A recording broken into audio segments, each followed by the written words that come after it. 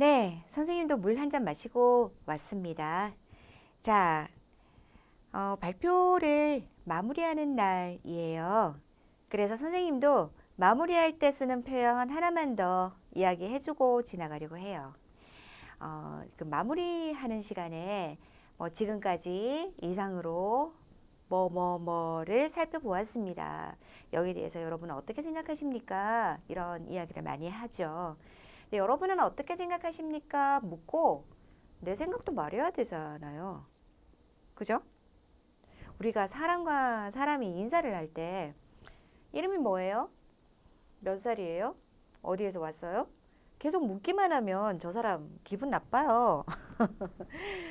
나는 이름이 뭐예요? 당신은 이름이 뭐예요? 나는 몇 살인데 몇 살이에요? 이렇게 서로서로, 네, 주고받아야죠. 그래서 마무리해서 어떻게 생각하세요? 이런 질문 많이 하죠. 그러면 그 다음에 자기 이야기를 이런 방법으로 한번 해보세요. 뭐뭐 씁니다만. 자, 여기 뭐뭐 씁니다, 했습니다, 갔습니다, 먹었습니다, 씁니다. 알고 있죠. 그 다음에 만. 하지만, 그렇지만, 만. 알고 있죠. 근데 이거 두 개가 이렇게 연결되어 있고 그 다음에 뒤에 아직 이야기가 더 있어요. 자, 이게 어떤 상황일까요? 자, 씁니다만은 뭐뭐 했습니다. 그렇지만 not finished yet. 그런 느낌이죠.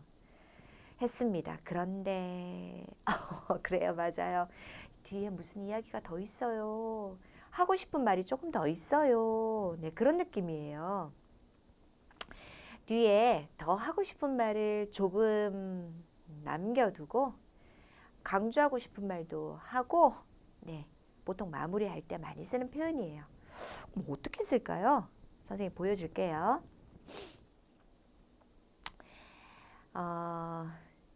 이거를 하나만 비교를 해보겠습니다. 자, 예를 들어서요.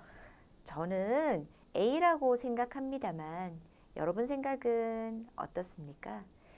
저는 A라고 생각합니다만 여러분은 그런데 B도 중요한 것 같습니다. 네, 이런 정도로 많이 마무리를 하는데 여기에서 그냥 씁니다까지만 중요하고요. 뒤에 하는 말은 첨가, add, 그냥 플러스 어떤 일을 더 하는 그런 거라서 별로 안 중요한 말이 뒤에 따라 나와요. 근데 이거를 우리 뭐뭐는데 반해? 자, 여기에 씁니다. 그렇지만 많이 있으니까 선생님 이거 뭐뭐 하는데 반해? 이거하고 비슷한가요? 이런 질문이 좀 있었어요. 그런데요. 뭐뭐는데 반해는 자, 보세요. 저는 A라고 생각하는데 반해. 다른 사람들은 B라고 생각합니다. 이럴 때요. 그럴 때 둘은 완전히 다른 이야기잖아요. 그리고 A일 때, 자, 보통 생각이 A에 들어가요. 그리고 그것과는 반대로 B의 생각이 더 중요하다라고 할 때 쓰는 거죠. 그래서 내 생각이 A에 안 들어가고 보통 내 생각이 B가 돼요. 사람들이 A라고 많이 하는데 반해 저는, 자, 강조합니다. 저는 B라고 생각합니다. 사람들이 A라고 생각하는데 반해 저는 B라고 생각합니다. 자, 이게 바로 는데 반해에서 핵심이에요. 그런데요, 우리가 씁니다만이라고 할 때는요, 그럴 때는 보통 자기 이야기를 앞에다가 넣어요. 그리고 뒤에는 더 하고 싶은 말을 넣을 수도 있고 그냥 질문으로 마칠 수도 있어요. 그러니까 좀 강조하는 부분이 다르죠. 예를 한번 들어볼게요. 자, 행복을 결정하는 기준은 무엇일까요? 저는 자신의 생각이 중요하다고 생각합니다만 저는 자신의 생각이 중요하다고 생각합니다만 여러분의 기준은 무엇입니까? 이렇게 뒤에를 그냥 질문으로 주거나 내가 내 생각도 말하고 다른 사람에게도 물어보고 여기서 중요한 건 이 말이죠. 행복의 기준은 내가 어떻게 생각하느냐가 중요한 거야. 이거잖아요. 그다음 저는 매운 음식을 잘 먹는다. 선생님은 어떠신지요? 자, 이거 한번 연결해 볼래요? 여기서 중요한 이야기는 이거죠. 내 얘기죠. 해봅시다. 저는 매운 음식을 잘 먹습니다만 조금 빨리 해볼까요? 저는 매운 음식을 잘 먹습니다만 선생님은 어떠신지요? 저는 물론 제 나라를 사랑합니다. 한국도 아주 좋아합니다. 그런데 이 학생은 한국 사람이 아니네요. 그럼 여기서 중요한 건 이거죠. 네. 저는 물론 제 나라를 사랑합니다만 한국도 아주 좋아합니다. 네, 뒤에 말은 그냥 플러스예요. 저도 함께 가고 싶다. 사정이 있어서 오늘은 어렵다.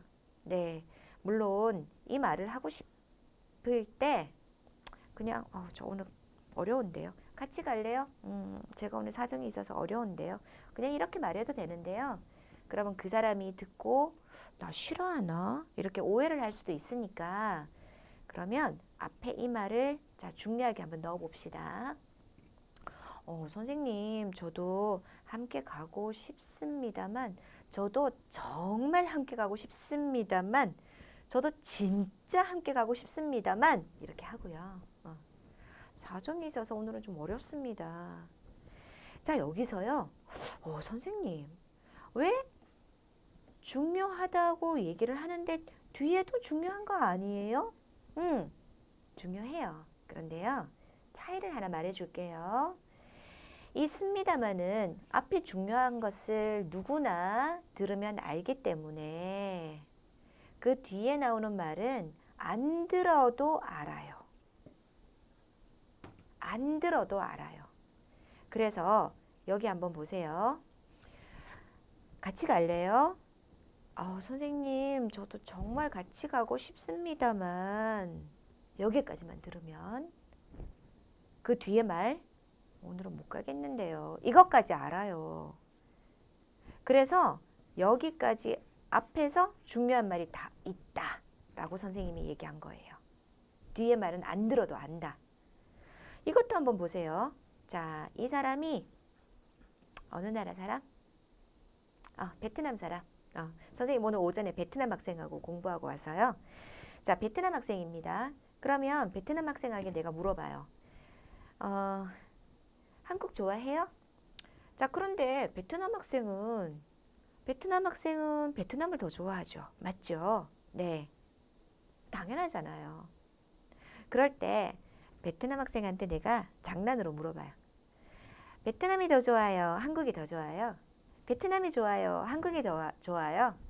이렇게 물었을 때 이 사람이 중요하게 생각하는 건 앞에 이야기예요. 그래서 물론 제 나라를 사랑합니다만 그러면 뒤에 말도 알아요. 한국도 아주 좋아합니다. 네. 근데 어떤 사람은 이렇게도 할 수 있어요. 물론 한국도 좋아합니다만 그럼 뒤에 말은 뭐예요? 베트남 사람인데 당연히 베트남 좋아하죠. 그래서 이 문법을 쓸 때는 앞에만 잘 이야기하면 뒤에 것은 당연히 듣는 사람이 추측할 수 있다. 그러니까 앞에서 중요한 이야기를 잘 하라. 이런 의미로 선생님이 이야기를 했습니다. 네. 그리고요. 자, 공손한 표현으로 지금 이렇게 그림을 보면 손을 배 위에 모으고요. 네, 인사를 하는 모습이죠. 발표할 때는 보통 공손한 표현을 많이 쓰는데요. 공손하다는 것은 그 사람을 높여주는 거, 높임말, 이 방법 말고 자, 내가 낮아지는 방법 이렇게 해서 그 사람을 높여주는 방법을 얘기해요. 근데 발표를 할 때 이런 공손한 표현을 많이 쓰는데요.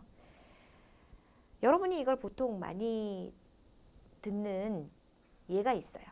자, 선생님 잘 들어봐요. 선생님 이거 잘해요. 잘 들어보세요. 띠리리리리링. 잠시 후 열차가 도착하오니 선로에 계신 분은 한 걸음씩 물러서 주시기 바랍니다. 잘했나요? 네, 기차역에 가면 나오는 안내방송이에요.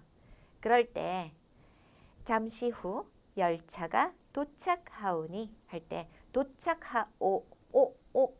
오가 들어갔어요. 선생님, 이 오가 뭐예요? 자, 이 오니는요, 말하는 사람이 자 조심해서 공손하게 말을 합니다. 이런 뜻이에요. Attention please 이런 거죠. 네. 백화점에서 안내방송이 나온다고 생각해 볼까요? 백화점이 매우 혼잡하오니 손님 여러분께서는 어쩌고 저쩌고 저쩌고 이런 거요. 그럴 때도 백화점으로서 손님을 공손하게 대하는 그런 모습이에요. 그러면 발표할 때는 이런 말을 언제 쓸까요? 자, 지금부터 제가 무엇에 대해서 발표를 하겠습니다. 이렇게 여러분 말을 하죠. 근데 조금 더 공손하게 하면요. 저는 무엇에 대해서 조사해서 발표를 하겠사오니 받침이 있으면 사오가 들어가요. 하겠사오니 잘 들어봐 주시기 바랍니다. 이런 말을 쓸 때도 있고요. 안내 발표하기 전에 자, 곧 발표가 시작되오니 밖에 계신 선생님들께서는 모두 앉아주시기 바랍니다. 곧 발표가 시작되오니 모두 자리에 앉아주시기 바랍니다. 곧 발표가 시작되오니 조용히 자리를 정리해 주시기 바랍니다.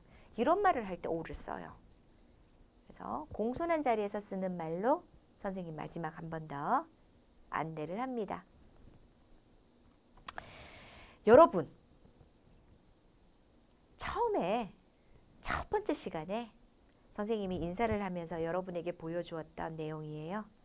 나는 왜 발표를 할까? 우리가 지금까지 왜 발표를 할까? 이 이야기로 시작해서 어떻게 발표를 하지? 까지 왔어요. 발표는 여러 말하는 방법 중에 하나이고요. 그래서 여러분들은 나의 예비 발표자였죠. 이젠 여러분 스스로 발표를 할 수 있죠. 그때 선생님이 발표를 언제 할까? 왜 할까? 시각 자료가 왜 필요할까? 이런 질문을 했어요. 기억 안 난다고요? 아니요, 했어요. 네. 발표를 수업 시간이나 회사에서 일할 때 정말 많은 발표를 하는데 내가 알고 있는 것을 다른 사람과 소통하기 위해서 전달과 설득을 하기 위해서 발표를 하고요. 보는 사람은 듣는 것만으로는 힘드니까 발표 자료가 필요하고 말하는 사람도 다음 내용을 머리에서 기억할 수 있으니까 발표 자료가 있으면 좋겠다라고 이야기를 했고 발표를 잘하기 위해서 듣는 사람. 네. 1번, 2번, 3번 모두 듣는 사람과 관계가 있는 이야기를 강조했어요. 내가 말하고 싶은 걸 하는 게 아니고요. 듣는 사람, connect with your audience. 예, 듣는 사람과 함께 그 사람의 attention, 주의를 집중시키고 그 다음에 나의 모든 발표 자료와 말하기는 그 사람의 promote understanding and memory. 듣는 사람들을 이해시키고 기억시키는 그런 자료가 돼야 된다고 이야기를 했습니다. 이런 올림픽 유치 같을 때, 그럴 때 발표를 하는 멋있는 그림도 함께 봤는데요. 이럴 땐 여러분의 옷차림과 단정한 머리 모양 이런 것까지도 좀 신경을 써야 됩니다. 이 아나운서는 한국의 평창 겨울 올림픽을 유치하기 위해서 프레젠테이션을 하는 거였기 때문에 그 옷이 오늘 선생님 옷하고 좀 비슷한데요. 옷이 한국의 그 태극기에 들어있는 색깔이 들어가 있는 거예요. 여러분도 발표를 할 때는 내가 오늘 어떤 이미지를 줄까 생각하면서 옷도 생각을 해보세요. 우리는 스티브 잡스를 봤잖아요. 스티브 잡스는 자기 이미지를 위해서 항상 블루진, and black tee. 네, 청바지와 검은 티셔츠를 입고 나와요. 저 사람이 옷이 없어서 저렇게 입겠어요? 옷이 저거밖에 없을까요? 아니에요. 발표는 그 사람의 이미지하고 관계가 있거든요. 이분은 좀 듣는 사람들이 자기를 편안하게 느껴줬으면 하는 그런 생각이 있는 것 같아요. 우리가 사는 세상이 너무너무 바쁘고 다들 시간이 없는 것 같아요. 그래서 중요한 것만 짧은 시간에 시각 자료를 미디어에 넣어서 그런 내용들을 많이 듣잖아요. 그런 발표를 회사에 가서 갑자기 할 수는 없어요. 대학교에서 여러분이 수업 중에 발표를 많이 하는 이유는 그런 연습을 하기 위해서입니다. 어떻게 하면 잘하는 거지? 이제 여러분은 압니다. 선생님이 몇 번 이야기를 했는데요. 지난 시간에 좀 길게 설명도 했죠. 중요한 건 내용, 전달, 형식 세 가지를 모두 기억하라는 거고요. 내가 얼마나 자료를 많이 모으고 얼마나 생각을 많이 했고 순서를 잘 연결을 시키고 마지막에 순서만 잘 바꿔도 발표가 훨씬 좋아져요. 청중에게 읽기가 아니라 말하기처럼 청중을 보면서 청중에게 보이는 글자 크기로 그렇게 해서 스스로 체크도 해볼 수 있기를 바랍니다. 예쁘게 잘 보이게 마지막까지 발표 자료를 손볼 수 있는 그런 열심을 보여주세요.